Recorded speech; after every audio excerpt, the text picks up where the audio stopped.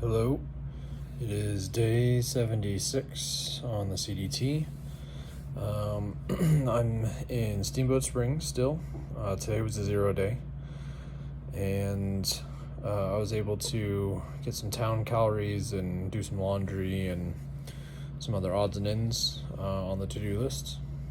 I did receive my new shoes, so that is a big relief. Putting on the new shoes was night and day compared to my old shoes. The old shoes had some holes in them, and they didn't look too bad. The soles are wearing out pretty quickly. However, I will say, I think I just put 700 miles-ish on this last pair. So typically running shoes, and these are trail runners, I think the manufacturer says they last for about like 500 miles. That's why I ordered some new shoes in Silverthorne, and I definitely would have liked to have those new shoes when I hiked from Silverthorne to Grand Lake and then Grand Lake to Steamboat, because that's where there was a lot of up and down, and the new shoes, with the soles that weren't worn out. I shouldn't say soles, I should say footbed. I mean, the soles have been worn down, but the footbed themselves, like the cushion in the footbed, that's what the issue was. So on sharp rocks, or like rocks that didn't have a lot of surface area, but you could, like, when I stepped on them, I could feel them. So whether it was sharp or like smaller rocks, like I could feel them in my feet, and I shouldn't be feeling them in my feet. Like the footbed of the shoe should be taking, like the cushion should be taking the brunt of that, and it wasn't. So that's why, unfortunately, I didn't get the shoes in Silverthorne, but I have them now. So I can finish, I think it's like 60 miles ish in Colorado, and then we're in Wyoming. And once we hit the Great Basin, there's a lot of flat, so hopefully these shoes won't break down in 500 miles. Maybe they can go a little bit longer. So I guess two items that we can discuss. The first is, I did not mention in yesterday's video, I got to see a bear. It was during the walk yesterday, when I was actually on the road, the asphalt part of the road walk, and I was just moseying on down the road. No cars were around, and this black bear comes out of some shrubbery on the right-hand side of the road and walks across the road about 20 feet in front of me, maybe 20 to 30 feet in front of me. Looked at me, didn't give two shakes that I was there, similar to the moose a few days ago. When was the moose? The moose was right before Grand Lake. So coming into Grand Lake, the day I hiked into Grand Lake is the moose. The day I hiked into Steamboat was the black bear. It was a smaller black bear, probably 200 to 300 pounds. It looked like it was mature, so it looked like it had a few seasons in it. Like, it wasn't like, of course it wasn't like a cub would be with its mother traditionally. When they become, I think it's a year or two, that's when they go away from the mother. But this one looked like it had a little bit of age on it. No means an old bear. It moved very, very nimbly across the road, and once it got across the road, it had to go underneath the barbed wire fence, which it squished right underneath the barbed wire fence, and went into the shrubs. And then it scampered up the hill, and I didn't get a chance to like get my camera out and take a picture of it on the road. I was actually yelling, hey bear," to, hopefully make the bear scurry a little bit faster, which apparently I didn't need to do, because the bear, again, looked right at me as it walked across the road. Like, I don't care that you're standing on this road, person. I'm gonna go ahead and cross right now because there are no cars. A car did approach from the other direction, so my yelling and the car approaching, made the bear scurry. I got a couple of pictures of the bear scurrying up the hill, but they're horrible, because it was some distance, and the zoom on the iPhone isn't good enough to get the details. So I'll put the picture of the bear in the thumbnail for the video, but it's basically just a black dot on the side of a hill. That's what you're going to see. So that was exciting. I got to see a black bear. I hadn't seen one yet. The fact that I got across New Mexico without seeing a rattlesnake bummed me out a little bit, just because everyone else I talked to, I asked them, like, hey, did you see a rattlesnake in New Mexico? They're like, yeah, 2 or 3 or 5, 6, whatever. And I saw quite a number when I hiked the PCT. I think I mentioned in a previous video that I saw like more than 20 rattlesnakes when I hiked the PCT. So I was like, well, I didn't get to see a rattlesnake. And I almost made it through Colorado without seeing a black bear, but the the bear yesterday scuttling across the road took care of that. I don't know if it's funny or ironic or interesting or what the correct word is, the fact that I saw a black bear on an asphalt road rather than in the backcountry, but it is what it is. The second thing I want to mention in this video is Wyoming only has 4 or 5 resupply points. I think I've planned for 4 because I think we're going to be able to do longer miles. So I think I have 4 right now for Wyoming, and that's across the entire state. As of right now, 3 of the 4 resupplies are like stores, or they're in Yellowstone National Park. So the first resupply is in Rawlins, and that's a city where I can like get a hotel room, you know, take a shower, do laundry, and I can post videos. So the next few days I should be able to post those pretty well. The resupply after that is a store, similar to like Twin Lakes, where I just go in, get my box, spend an hour and a half sifting through it, and then I'm out. The resupply after that's actually a lodge, and it's similar, where it's just I'm setting a box to the lodge store, and I would go in, get my stuff, and go. I'm rethinking that third one, so I may decide to go into a town rather than visiting the lodge. And then, like I said, the fourth one is Yellowstone, and Yellowstone has timed entry, I believe, and it's also going to be in the month of August by the time I get there. Last year, 2021, in the month of August alone, Yellowstone had more than 1 million visitors. I don't think there's going to be lodging available in Yellowstone. Like, I'm going to be camping in the backcountry, and that's going to be based on, similar to Rocky Mountain, getting permits for those backcountry sites.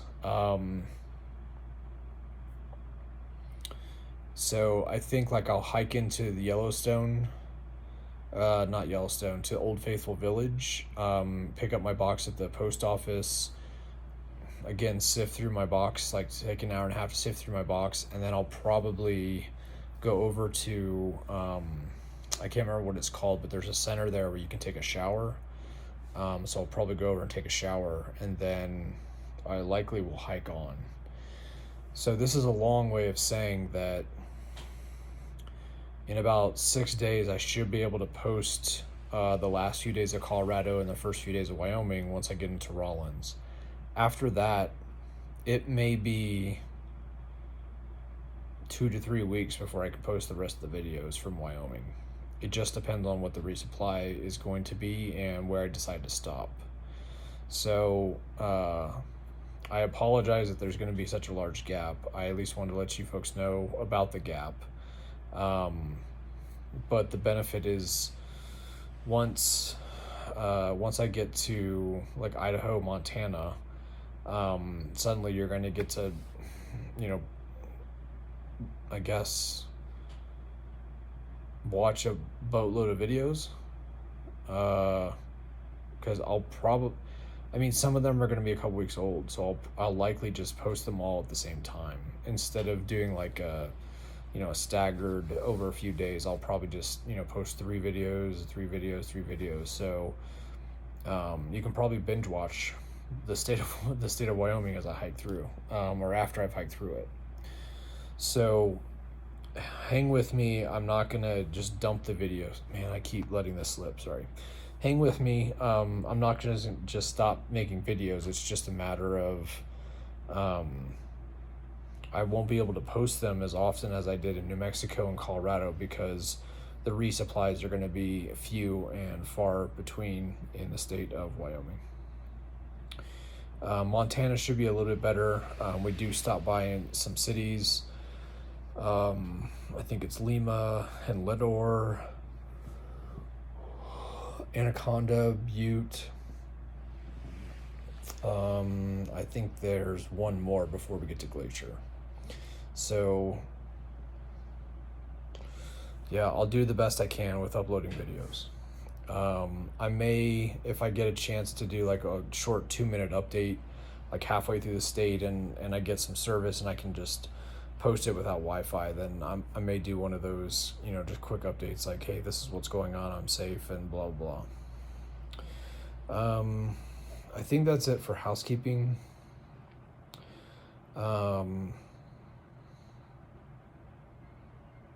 Yeah, so it'll be interesting to see once we get to encampment. So encampment, Wyoming is about 3-ish days away. It's like 80 something miles away. A lot of people, like when the national forests were closed in New Mexico, a lot of people didn't go to Colorado. They jumped up and they hiked the Great Basin in Wyoming and then came back to Colorado. The snow was a little bit too deep in Colorado, but they didn't want to just sit around. So they hiked the Great Basin in Wyoming, which is about 200 miles. And so some of the people that have been hiking, like around me, like Bex, and like some of the other hikers, I know in the last few videos I've said the word we, like going up passes and doing ascension. The people that have been around me have been like Bex and Mr. Freeze and Ducky and Vista, Rockhound, Jules. There's been a few others, but like the ones I just named, I saw them from Grand Lake to Steamboat, and like I saw Mr. Freeze and Bex and Vista multiple times. I leapfrogged and also hiked with Mr. Freeze and Bex more than one day. So like Bex is she hiked Wyoming, Ducky hiked Wyoming, so they're both gonna jump up 200 miles, so I won't get to see them anymore. I think Vista and Mr. Freeze, I believe, have not hiked it, so they may be around. And then it'll be interesting to see like what other hikers that I either catch up to or they catch up to me or whatever it is, that may be around, because I don't know, it could, like the pack is just, I think like 5 to 7 days ahead of me, like the main pack.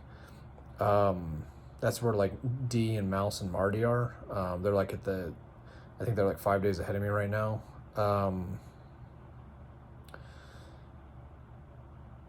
So a third of the pack, maybe a quarter of the pack, I don't know, jumped up to Wyoming and hiked Wyoming when the national forest closed. So suddenly we could have like a load of hikers just jump up and there aren't as many hikers around. So it'll be interesting to see. A lot of my hiking has been alone. Like during the Sawash, when I was doing the western loop of the Collegiate Peaks, I didn't pass a CDT hiker for 4 days. When I left Silverthorne that first day, I hiked around a couple of CDT hikers, and then I had a day where I didn't see any hikers, and then I had a day like Grace Peak that day. I ran into hikers.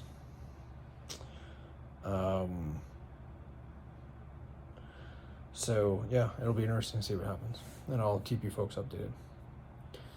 I'll be sad not to see some people that I've interacted with over the last few weeks. Like I met Bex down in the San Juans, and she and I didn't see each other during the saw wash, but then after Highway 9, we kind of leapfrogged going into Grand Lake and then after Grand Lake. So yeah. Anywho, I think that's it. I don't think any shout outs today. So I hope everyone's doing well. I hope you're enjoying the videos, not just watching them.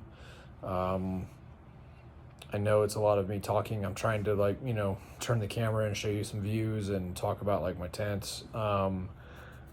And try to tell some stories or tell some interesting things like, hey, I saw a black bear. So hopefully it's not boring, but if you folks have any questions, let me know.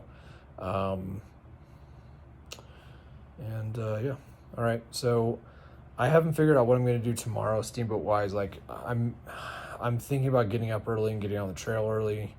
I'm also thinking about like waiting a few hours and getting more town calories in me and then going. So I haven't figured out exactly what I'm going to do in the morning. But it is 11 o'clock at night, which is pretty late for hikers. I just finished getting everything organized to put in my pack in the morning. So I'm going to go to bed. Hope you folks are doing well, as I said, and I'll talk to you later.